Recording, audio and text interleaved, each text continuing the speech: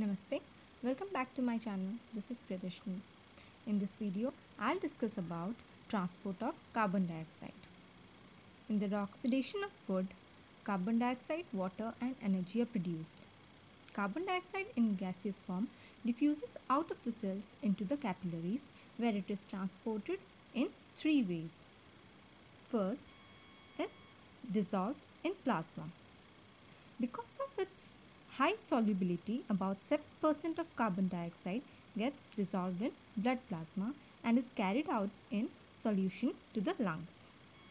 Here you can see deoxygenated blood, which is venous blood.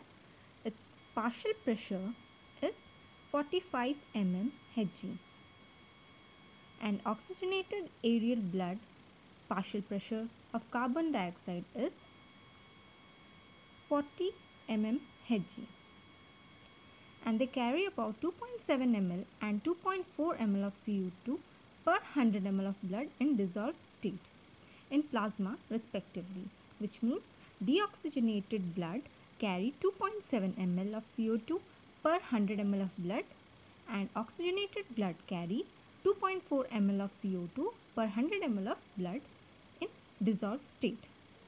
Hence, 2.7 minus 2.4, which is 0.3 ml of CO2 is transported per 100 ml of blood in dissolved state in blood plasma. This is about 7% of all the CO2 transported by blood from tissues to lungs. Now, as bicarbonate ions in plasma, the largest fraction of CO2, which is about 70%, is converted to bicarbonate ions, which is HCO3- and transported into blood plasma. When carbon dioxide diffuses into RBC, it combines with H2O and form H2CO3, which is carbonic acid, and is transported in plasma. This H2CO3 is unstable and quickly dissociates into hydrogenates and bicarbonate ions. And this, after diffusion, mixes into blood plasma. Although this reaction also occurs in plasma, but it is 1000 times faster in RBC because they contain carbonic anhydrase, which is an enzyme which reversibly catalyzes the conversion of carbon dioxide and water to carbonic acid.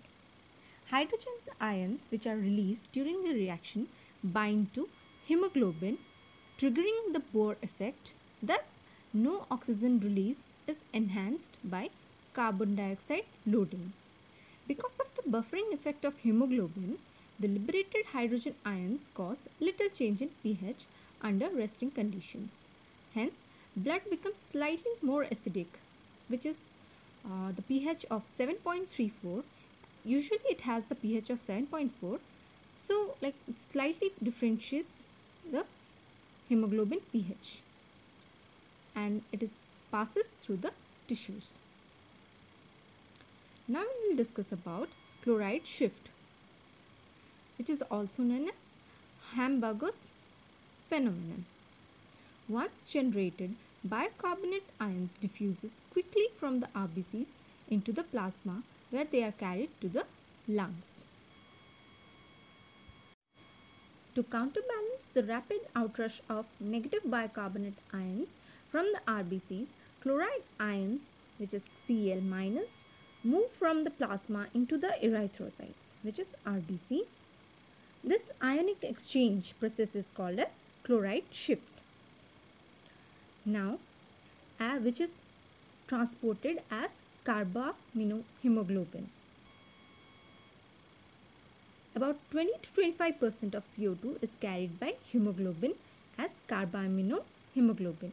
In addition to reacting with water, carbon dioxide also reacts directly with amine radicals, which is NH2 of hemoglobin, to form an unstable compound carbaminohemoglobin, which is HbCO2. This is a reversible reaction, and every 100 ml of deoxygenated blood, 100 ml of deoxygenated blood delivers approximately 4 ml of CO2 to the alveoli. The pulmonary arteries carry deoxygenated bloods to the lungs.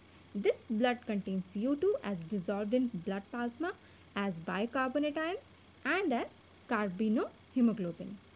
CO2 is less soluble in arterial blood than in venous blood. Therefore, some CO2 diffuses from blood plasma of the lung capillaries into lung alveoli. Now we will discuss about the Haldane effect. It was proposed by J.S. Haldane, a Scottish physiologist. The amount of CO2 transported in blood is markedly affected by the degree of oxygenation of the blood. The lower the partial pressure of O2 and the hemoglobin saturation with oxygen, the more carbon dioxide that can be carried in the blood. This phenomenon is called as the Haldane effect, which reflects the greater ability of hemoglobin to form carbaminohemoglobin and to buffer H+ by combining with it. The removing of O2 from hemoglobin increases the ability of hemoglobin to pick up CO2 and CO2 generated H+. The Bohr effect and the Haldane effect work in synchrony to facilitate O2 liberation and uptake of CO2 and CO2 generated H+ at tissues. So this was all about the transport of CO2. In the next video, I'll discuss about cellular respiration and other topics. If you like my video, please like, share and subscribe, and do not forget to hit the bell icon. Thank you.